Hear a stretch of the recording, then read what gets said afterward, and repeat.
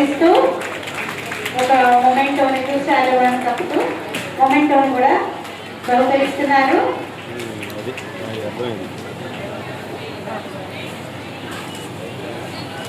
మా గన్మ్యాన్కి ఇమీడియట్ గా పంపు కట్టేపించున్నాను.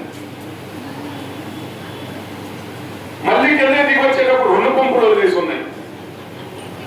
నీళ్ళన్నీ వృధాగా పోతా ఉన్నాయి. ఎవరికి నష్టం? ఎవరికి నష్టం చెప్పాలి. భవిష్యత్తు తరాలకి, మనకి కాదు. ఈ రోజు మనకి పర్యావరణం ద్వారా వచ్చే ప్రతి దాన్ని కూడా గాలి, నీరు, భూమి, ప్రకృతి అన్ని కూడా మనం కాపాడుకోకపోతే మన జీవితం వ్యర్థం. ఎందుకు వ్యర్థం అంటే ఈ తల్లిదండ్రులందరూ కూడా మన బిడ్డల కోసం, వాళ్ళ బిడ్డల కోసం జీవించారు. బిడ్డల కోసం అంటే ఆస్తులో, అంతస్తులో, చదువులో కాదు.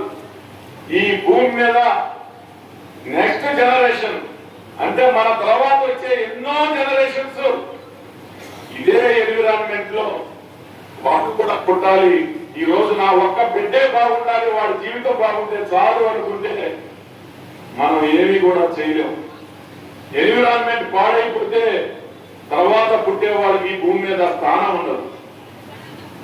మనకి ఆ భగవంతుడు కల్పించిన ఆ ప్రకృతిని, నీరు, గాలి, భూమి, ప్రకృతిని మనం అందరం కూడా కాపాడుకోకపోతే భవిష్యత్తు తరాలకి శాపంగా మారుతుంది. మీరందరూ కూడా చరిత్ర సృష్టించే వాళ్ళలాగా మీరు ఉండాలి, కానీ చరిత్రహీనులాగా మిగలకూడదని చెప్పేసి ఈ సందర్భంగా మీ అందరినీ కూడా కోరుకుంటూ, ప్రతి ఒక్కరూ మన గ్రామానికి మంచి పేరు తీసుకురావాలి. ఈ